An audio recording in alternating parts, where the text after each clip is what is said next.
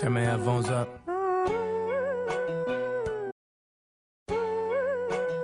Turn my headphones up.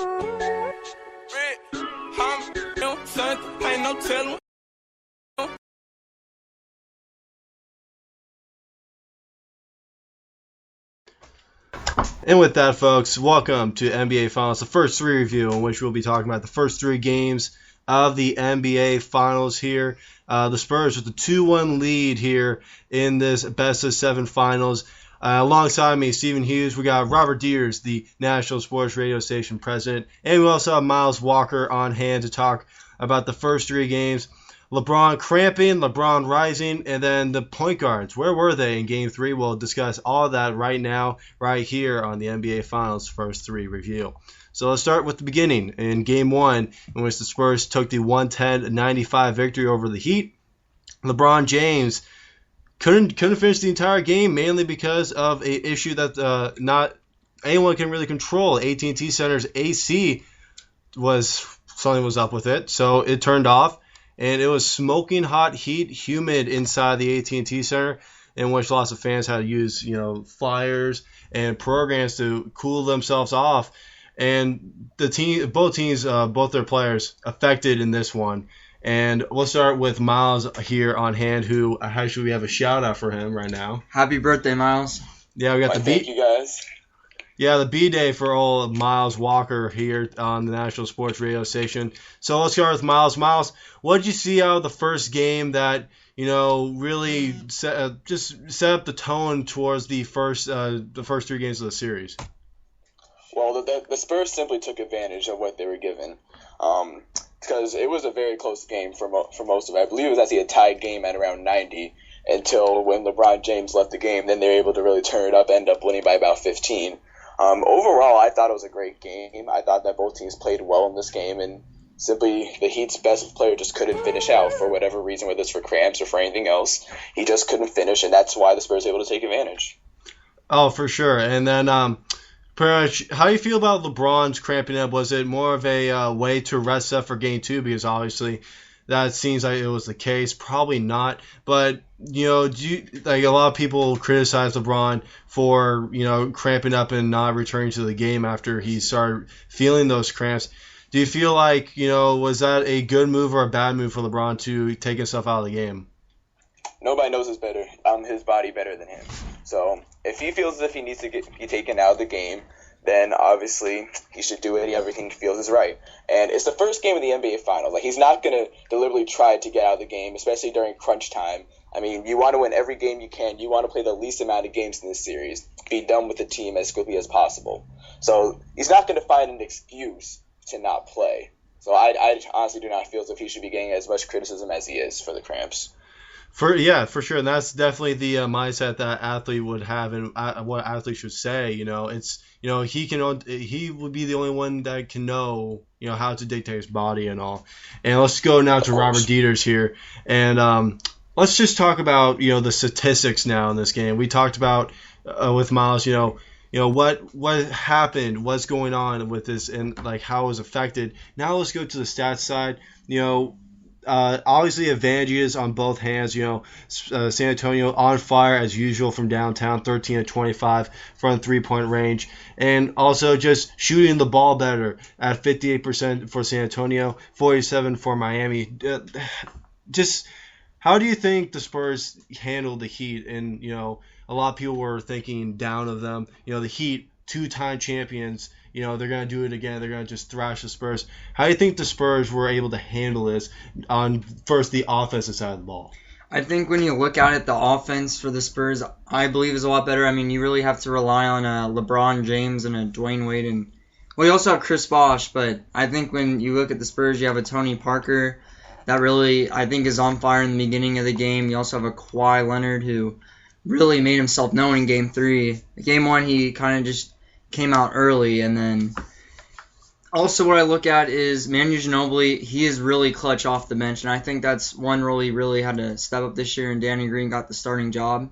I really like how Danny Green just has been really playing this series. Also with Tony Parker, who's been getting a lot of assists, and his veteran leadership has really come into play. The field goal percentage in game 1, though, was a 58.8 percentage, and they just kept on hitting their shots, especially from three-point land when they hit 52%. They out-rebounded Miami, and Miami really needs to work down low, especially with Chris Anderson and Chris Bosh. Haslam and Rashad Lewis have really, I think, struggled down low, getting the rebounds over Splitter and over Chris Bosh, my bad. And also looking at it, I think when you look at it, the down low for San Antonio is a lot better. But when you have a LeBron James, of course, the Miami Heat are gonna look a lot better. And one more question for you, Robert, before we wrap up Game 1's review. The bench, obviously, the bench was a big difference in this game. You know, you look at the Spurs with their terrific bench, scoring 34 points off the bench, led by 16 from Manu Ginobili. Really over the top of Miami's points off the bench in only 20 points, and led by Ray Allen, who's the three-point shooting legend, who's probably going to the Hall of Fame because of that. He had 16 points in that game 1. What does the Heat need to do on the bench side? Having Norris Cole, who's the point guard and who is a big void on this team that needs a good point guard to really solidify this team. What does Norris Cole have to do, and the Miami Heat need to do from the bench side to really improve and get on the other end of points scored off the bench? Well, you look at it, you have two I think two really good shooting guards on both sides. You have a Manu Ginobili on the bench, and you have a Ray Allen that both scored 16 points in that game 1. And what really the difference between, I don't think there's really like a difference between these two, because these both are clutch. They can both hit three-pointers and make big shots when they need to. Now, one thing I really noticed from both of the benches is, Patty Mills really steps up. I mean, he got 7 points, and then you have Marco Bellinelli, who's got 9 points, and he's also a shooting guard that can also hit threes. Him and Ginobili really just work together on that bench. And the shots for the bench players, they kind of struggle a little bit. I mean, 50% shooting from Ray Allen, but then you have Norris Cole, who goes 1 for 4. Only 4 points from the rest of the bench, and Ray Allen gets 16. It's sad to see how the bench for the Heat really does struggle. And Chris Anderson, it has to be a guy that really has to step up in the playoffs.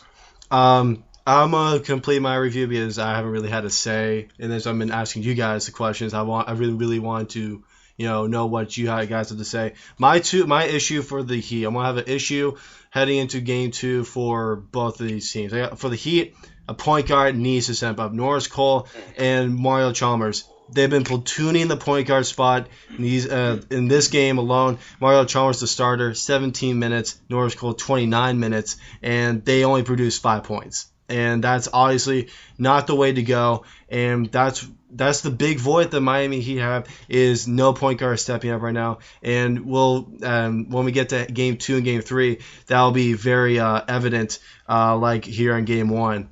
And then for the San Antonio Spurs, they need to contain the perimeter more. Obviously, LeBron James, the leader of this Miami Heat team. But you also have a Dwayne Wade, and you also have a Chris Bosh who can also hit the outside shot as well. And I think that the Spurs didn't really do that well enough, in my opinion. And I think they needed to do that throughout the next 2 games. Let's finish it off here from Game 1. Let's go with Miles with the final review of Game 1. Overall, a good game. But for the Heat, they really need to go into Game 2, trying to, like you said earlier, try to get some more production from the point guard role. I think try to balance the scoring a little more. When you look at the San Antonio scoring, it's a lot more balanced.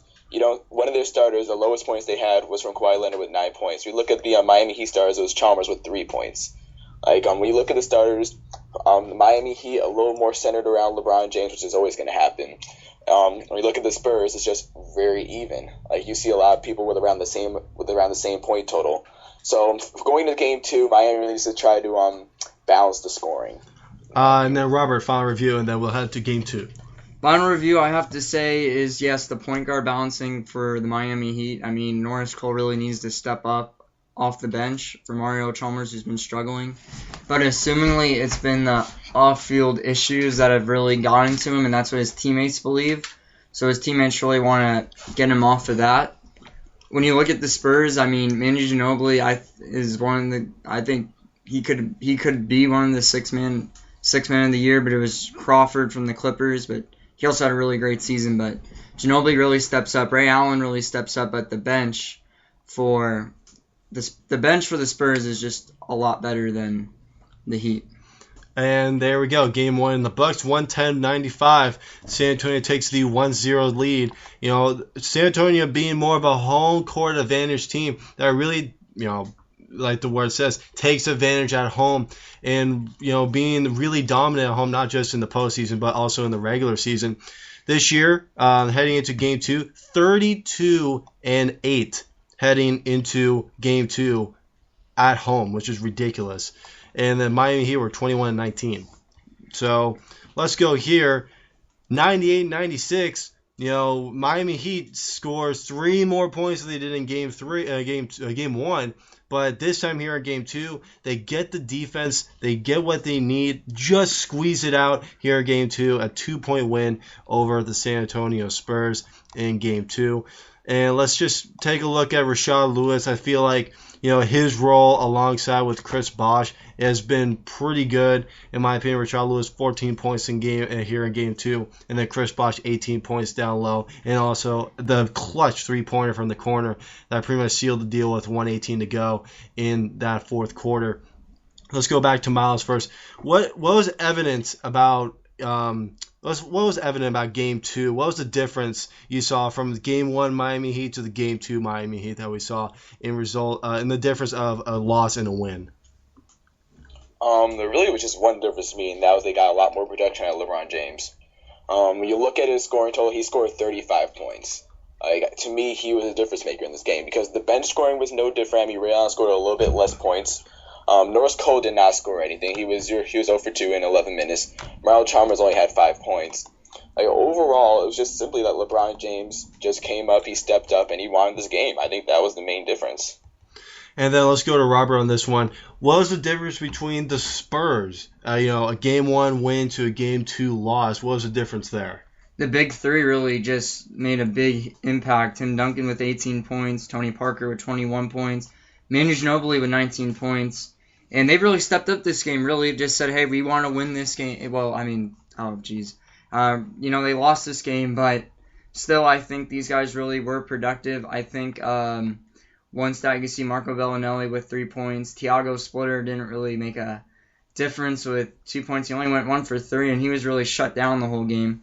Kawhi Leonard with only 9s, and Danny Green with only 9. So I think, especially when you have 3 starters that are going to have single-digit point totals, you're really going to struggle that game. And I want to bring up what Miles said in the beginning of the show where we were talking about Game 1. There was the difference. There's the balance of scoring. For the Miami Heat, it didn't really look like it looks better than it did in the Game 1. Here in Game 2, it was 14, 35, 18, 5, and 14. But for the Spurs, for their starters, the balance of scoring was not that good. It was 18 by Duncan, 9 from Leonard, who was fouled out for the first time in his playoff career, which caused a lot of criticism from the media towards Leonard.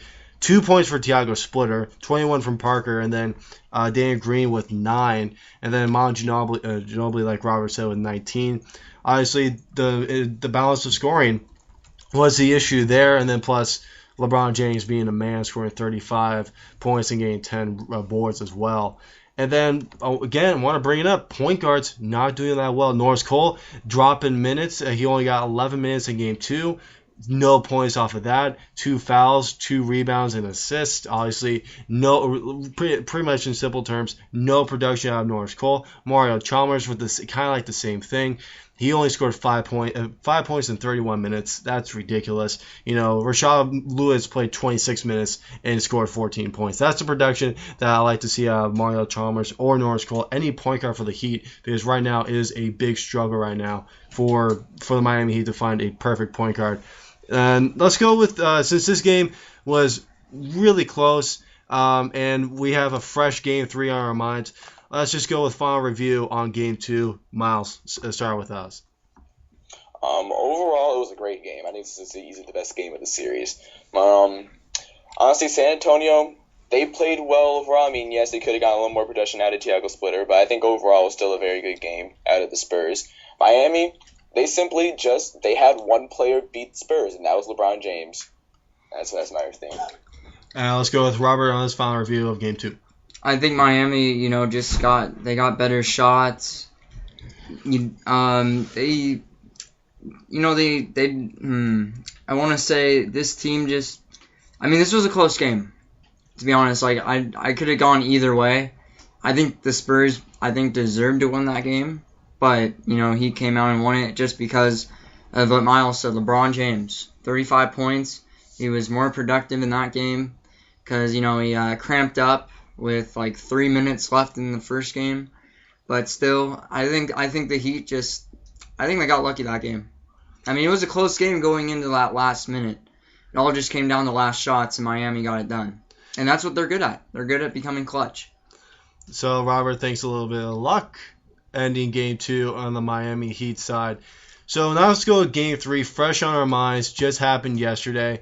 And a lot of people were thinking, these two teams are similar. These teams love home court advantage.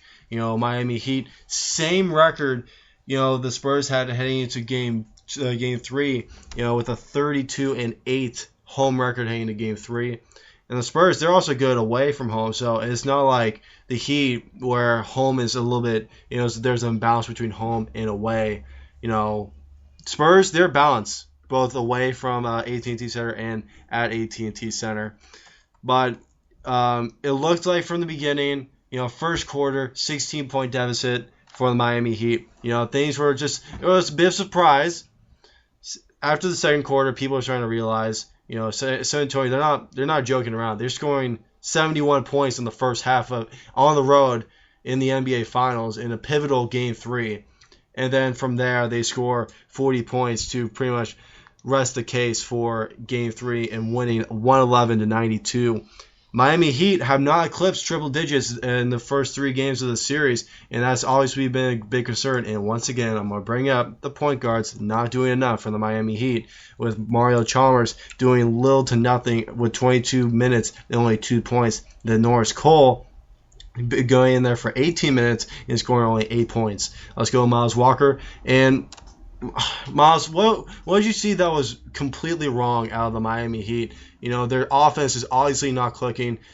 Even if LeBron James is scoring 35 or not, they have not eclipsed triple digits in the first 3 games of the series. Well, first thing I noticed that this is the first time I've ever seen anybody play that much faster than the Heat. I always just saw the Spurs just running the tempo, pushing it, and they would just shoot that ball in the first at least 10 seconds or fewer. And most of the time they were making it, especially in the beginning. Remember, they were up by at least 22 in the first half. They just kept pushing that tempo, and the Heat simply could not keep up with it. I'll agree with you in the point guard race. You need your point guard to be pushing the tempo. Mario Chalmers did not do that. Look at his stats: 4 assists, 2 points, 2 rebounds in 22 minutes. You can't get those types of numbers from your point guard and expect to win. And then you look at Tony Parker. He didn't even have to do that much. He scored 15 points, even though that still is a good amount. That's not a lot for Tony Parker. And they didn't even need him to really do much. But he just kept pushing it. He would pass it out to Leonard. He just went off. He had 29 points when he had 18 combined in the first 2. That's amazing. He really just stepped up to the plate. And overall, the Spurs just clearly outplayed the Heat. They embarrassed him, actually. That's what I was going to ask you. How do you feel, the difference, with Kawhi Leonard in the first 2 games and then Kawhi Leonard Game 3? Do you feel like Leonard sent a message to the people who were criticizing him in the first 2 games? Was he able to silence them with this 29-point performance over the Miami Heat in a pivotal Game 3 to give them the 2-1 lead? Anybody that's still criticizing Kawhi Leonard is just simply a hater.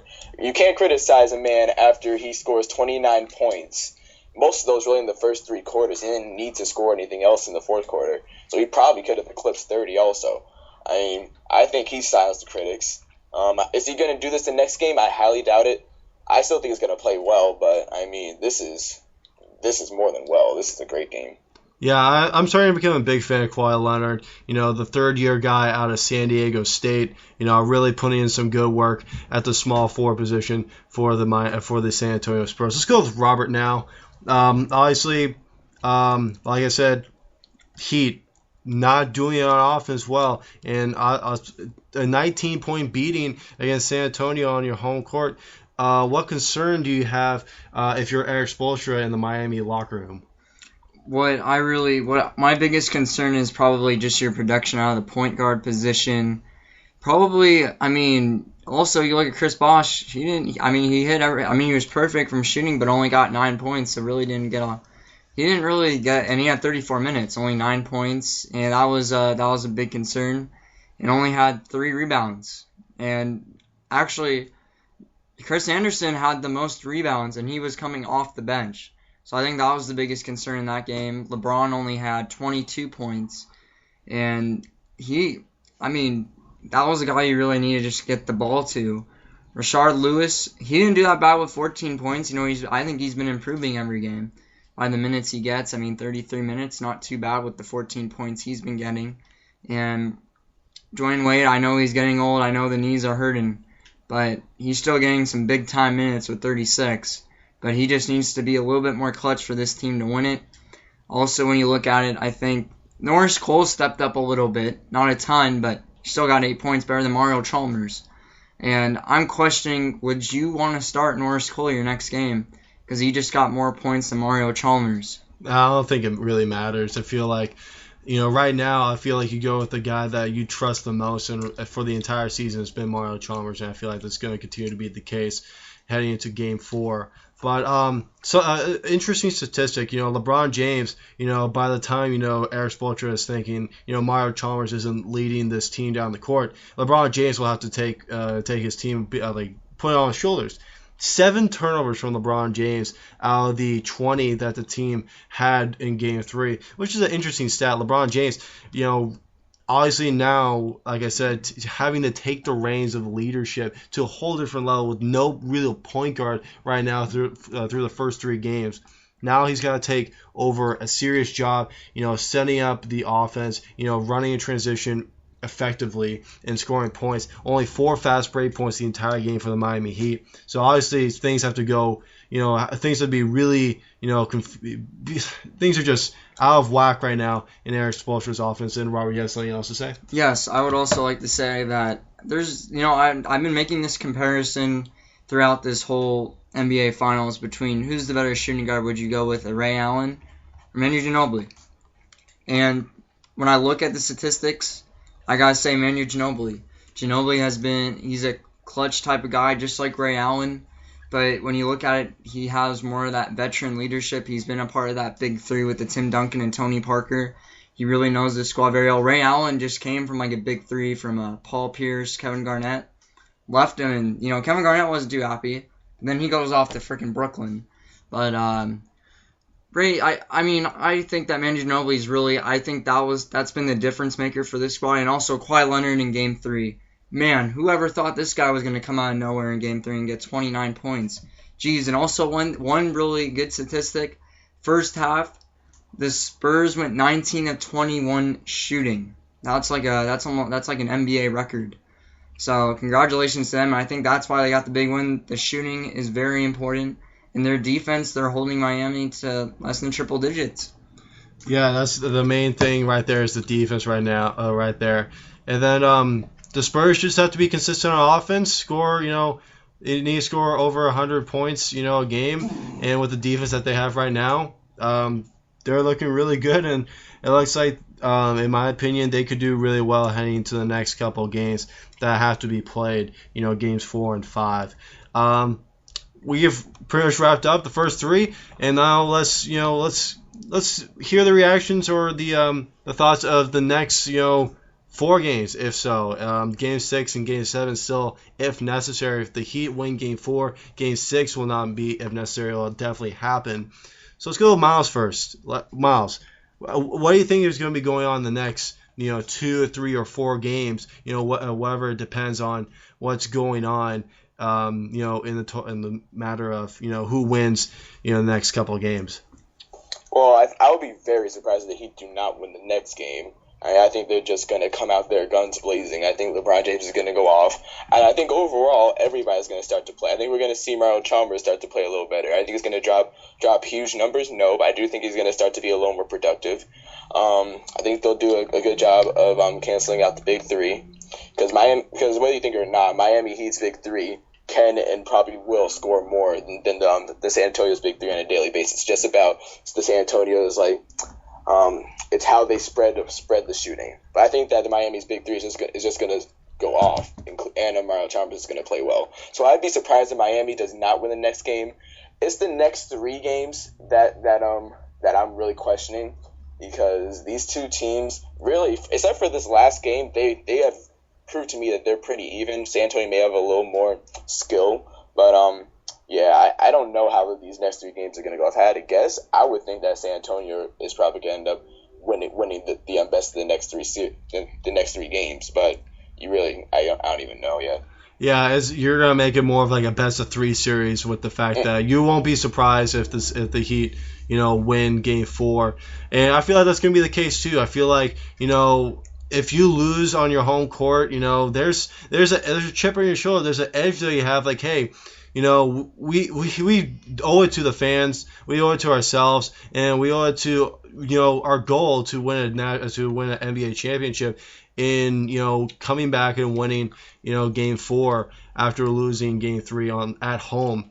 And that's what the Spurs were thinking after the Game 2 loss. Like, hey, let's spoil the fun of the first game in the NBA Finals in Miami. So, I think that it will go to the best of three, pretty much. Games 5, 6, and 7 will dictate the champion. And I will agree with you, Miles, that the Spurs are just the better team. I feel like they're going to be more consistent.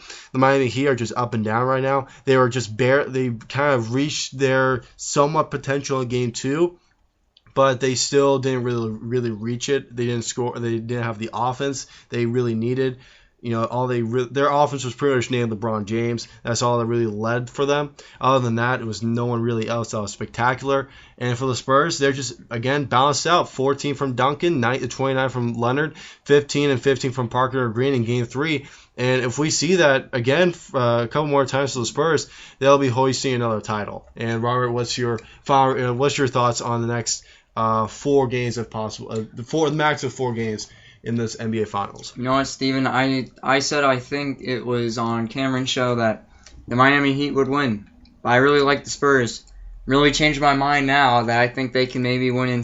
You can't just change your mind. You have to continue. No, okay, this is my reasoning for it. I like watching this team a lot better, especially against the Heat this year than last year. I think they just look a lot better, especially when you move Manu Ginobili around with the Danny Green. And especially, I think Tim Duncan and Tony Parker are playing a lot better. Now, one thing that really questioned my thought was the whole thing about Skip Bayless. Skip Bayless said, let's take out Tony Parker towards the end of the game because he's not clutch at all. Well, yeah, that does make a little sense. But, you want to keep all your starters in for the last 2 to 3 minutes. You don't want to keep Patty Mills in there. I'd rather have Tony Parker. He can make his shots. And he can make some great shots towards the end of the game.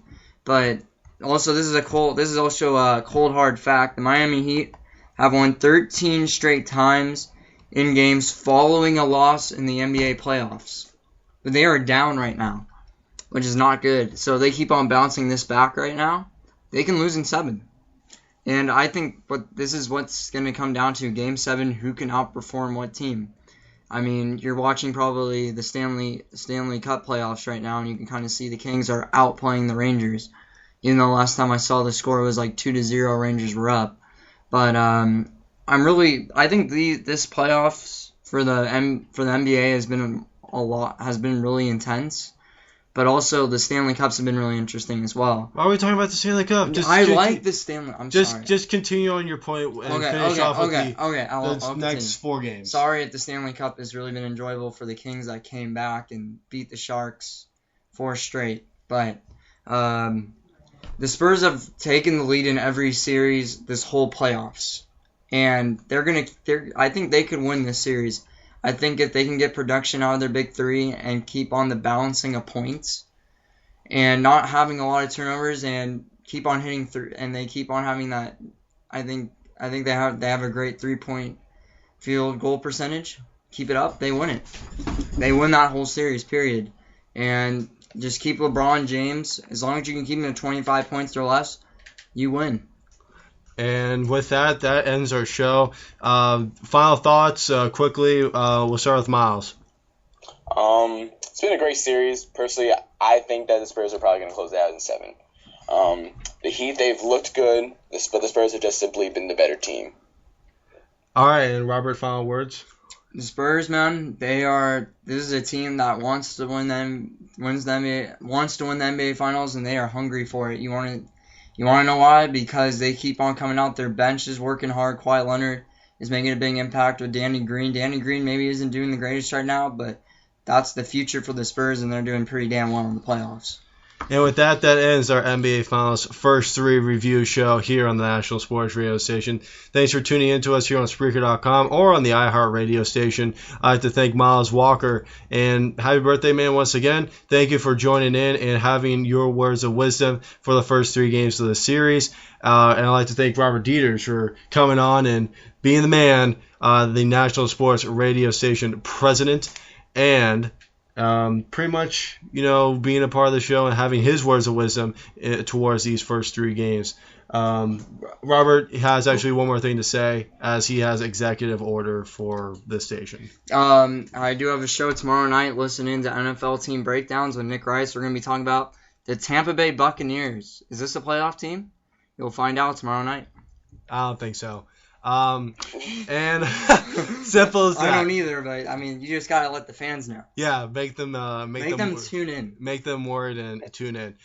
For all of us here on the National Sports Radio Station, from Miles Walker, for Robert Dieters, I'm Stephen Hughes. Thank you for tuning in, and we hope you enjoy the next 4 games, hopefully a max of 4 games at the NBA Finals, and we'll do another show of our own to review the entire NBA Finals once it is over. I'm Stephen Hughes. Thank you for listening to our show, and have a great rest of the week.